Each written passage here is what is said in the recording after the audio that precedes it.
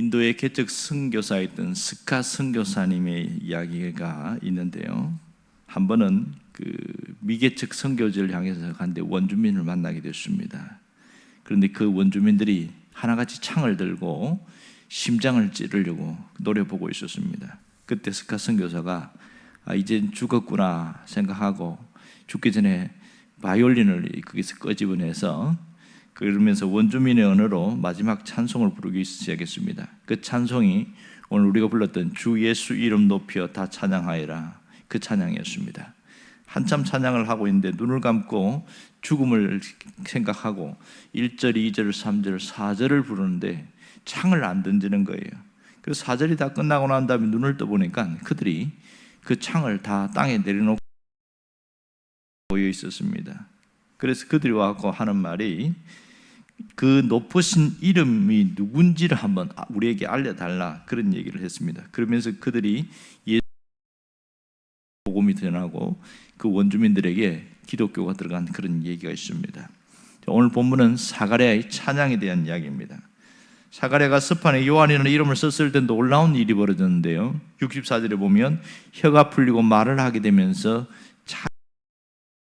하나님을 찬송했다는 얘기를 하고 있습니다. 이것도 한두 번이 아니고 찬양이 계속 이어졌다는 것을 말하고 있습니다. 기독교의 찬송의 세 가지, 성탄 찬송의 세 가지가 있습니다. 첫 번째는 1장에 나오는 마리아의 찬송입니다. 마리아 찬가라고 불리기도 하는데요. 마리아가 엘리사벳을 만난 이후에 부른 찬양이 마리아의 성령 충만 속에서 부른 그 마리아의 찬양이 있고요. 두 번째는 시몬의 찬양이 있습니다. 2장에 나오는데 시몬이 죽기 전에 메시아를 보게 되리라는 그런 성령의 지시를 받고 예루살렘에서 기다리고 있을 때에 드디어 아기 예수님을 만나고 그 품에 안으면서 시몬이 부른 찬양이 있습니다. 그것이 백조의 노래, 시몬의 백조의 노래, 이렇게 부르기도 합니다. 세 번째 찬송은 오늘 우리가 본 사가랴의 찬송입니다. 베네딕투스라고 불리는 이 찬송인데, 이 베네딕투스는 복되도다 이런 뜻입니다. 그래서 세계 역사에서 가장 위대하게 찬양했던 마리아의 찬양과 함께 쌍벽을 이루는 것이 바로 사가랴의 입에서 나오는 찬송이었음을 알 수가 있습니다.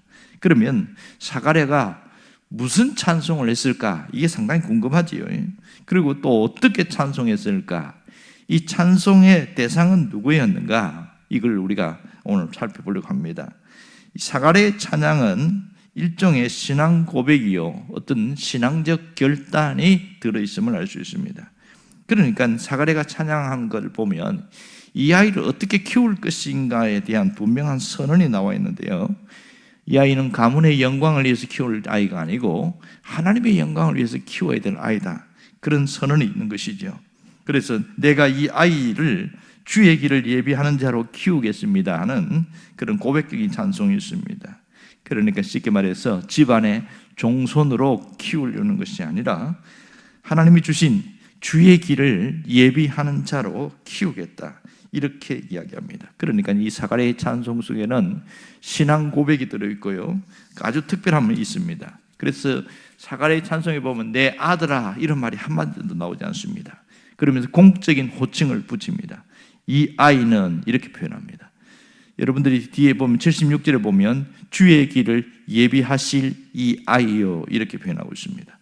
그러니까 이 아이가 자체가 특별한 것이 아니라 주의 길을 공적인 사역을 아이기 때문에 특별하다, 이렇게 표현합니다. 그러니까 오늘 사가랴의 찬송의 내용이 뭘까 하는 내용이 67절에서 79절까지 아주 구체적으로 상당히 많은 양을 할애하면서 찬송 내용이 나옵니다. 자, 이 사가랴의 찬양의 초점이 뭐냐? 그것은 바로 예수 그리스도이십니다. 그의 초점은 예수 그리스도의 오심을 찬양했습니다.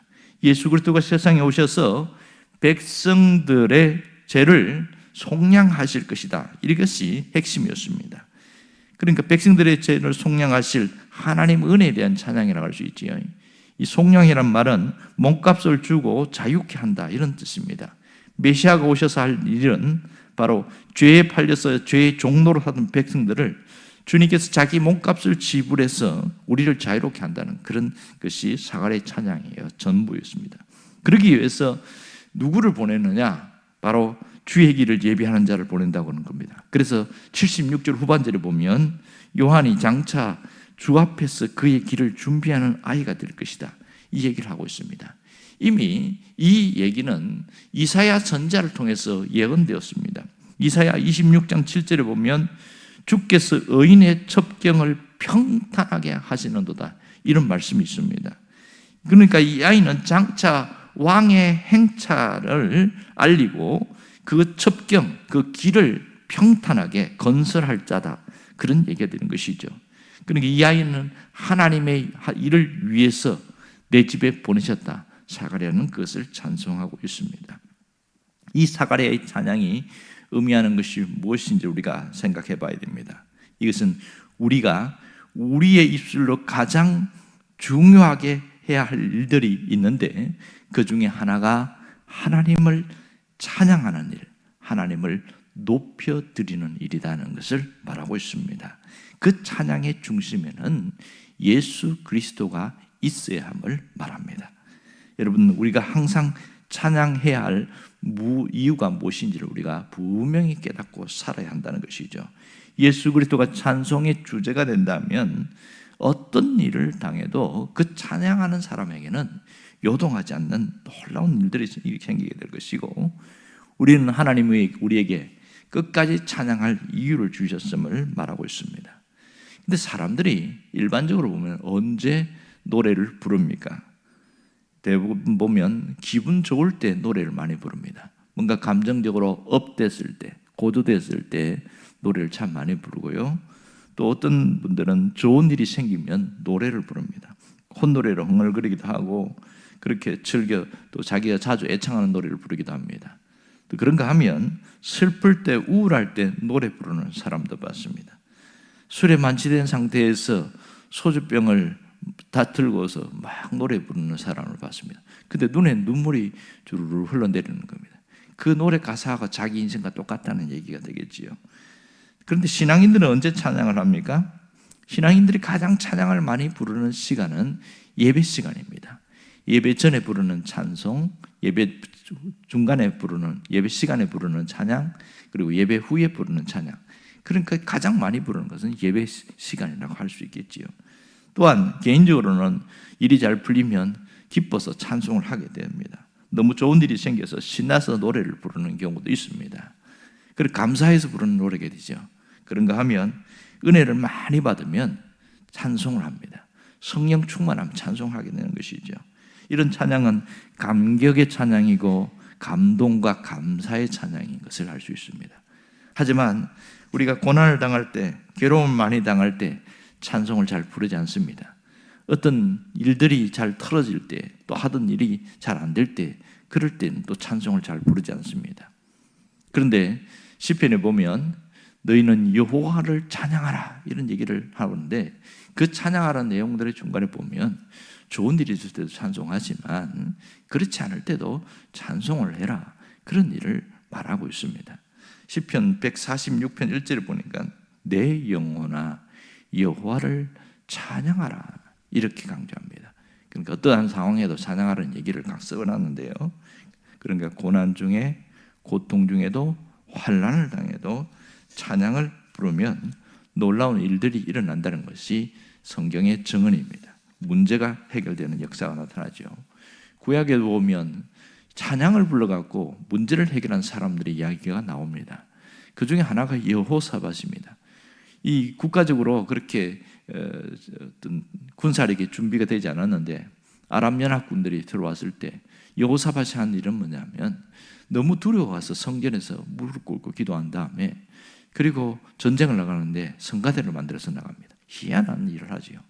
군사들 앞에 성가대도 가운을 입혀가지고 하나님을 찬양하라, 이 노래를 부르면서 보냈는데, 그런데 하나님 무슨 일을 하냐면 하나님이 복병들을 준비시켜서 그 엄청난 아람 연합군대를 확 쓸어버리는 그런 기적적인 사건들이 있습니다. 이와 비슷한 일들이 신약에도 일어나는데, 바울과 실라가 빌립보에서 전도하다가 그런 엄청난 매를 맞은 사건이 나옵니다. 그것은 귀신 들린 여자가 점을 치는데 그 여자를 고쳐줬더니 그만 포주들이 자기들이 돈을 못 벌게 되잖아요.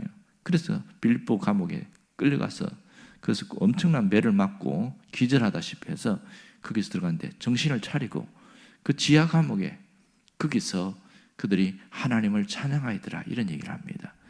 그런데 그게 성경에 뭐라고 썼냐면 그 찬양하는 소리를 옆에 있는 죄수들이 듣더라.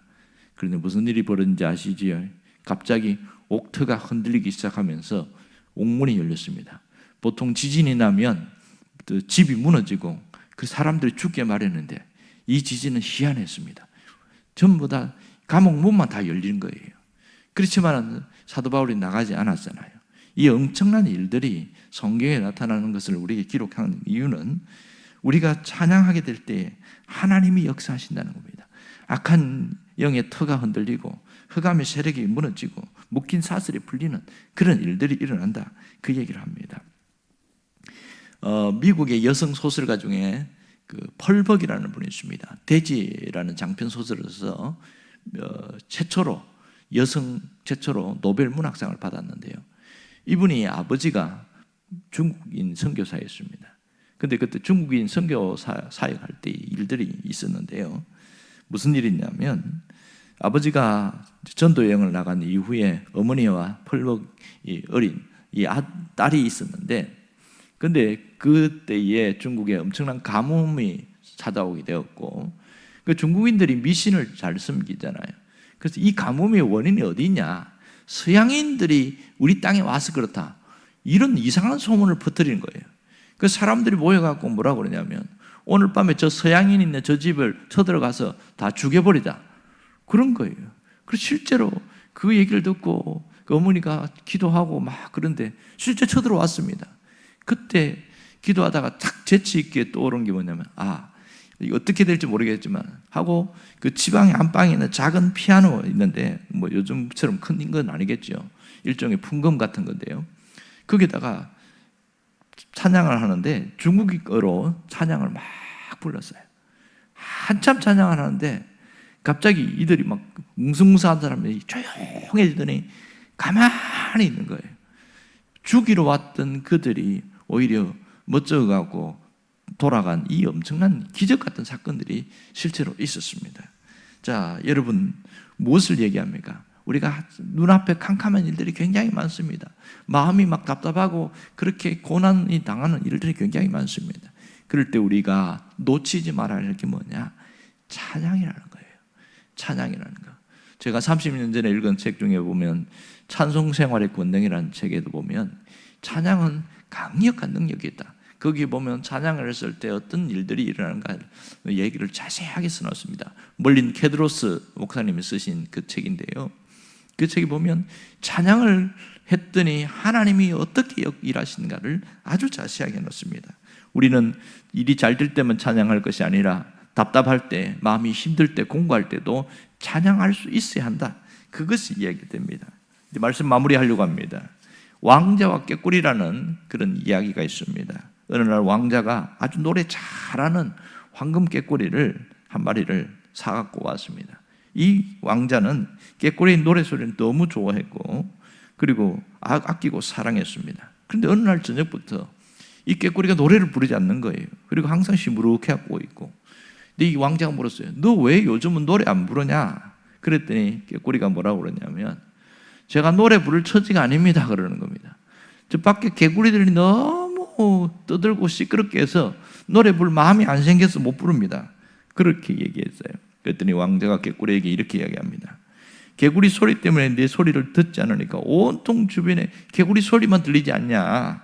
그러지 말고 네가 더욱 열심히 노래를 불러서 저 개구리 소리들이 들리지 않게 해다오. 그랬더니 이 꾀꼬리가 용기를 내서 노래를 쫙 불렀더니 진짜 꾀꼬리 소리만 들리더라. 그런 얘기입니다. 여러분, 이 짤막한 이야기 속에서 우리가 찬송을 해야 할 이유, 찬양의 능력이 무엇인지를 깊이 생각해야 합니다. 찬양을 해야 할 이유는 세상에 온갖 더럽고 추하고 악한 그런 개구리 소리들이 얼마나 많이 들리는지 모릅니다. 우리 밖에서 들리지만 내면에서도 들리게 있을 때입니다. 슬픔과 고통과 근심과 걱정의 모든 그런 속에서 찬양이 우리 속에서 들어올 때에 갑자기 어둠이 사라지듯이 싹 사라지게 되어지고, 슬픔이 변화의 기쁨이 될 것이며 탄식이 변화의 기도가 되고 불평과 불만이 변해서 감사가 될 것입니다. 여러분, 이제 이번 오늘 하루는 찬양을 한번 많이 부를 수 있기를 원합니다. 복잡한 내 마음의 신경과 변화했을 때, 그때 그것을 따라서 가지 말고 오히려 찬양으로 모든 것을 꺾어버릴 수 있기를 바랍니다. 유혹의 소리, 불신의 소리, 죄악의 소리가 찬양 속에 묻혀서 그들이 사라지게 될 것입니다. 늘 찬양할 때 주님이 역사하심을 여러분들이 직접 경험할 수 있기를 간절히 바랍니다. 기도하겠습니다.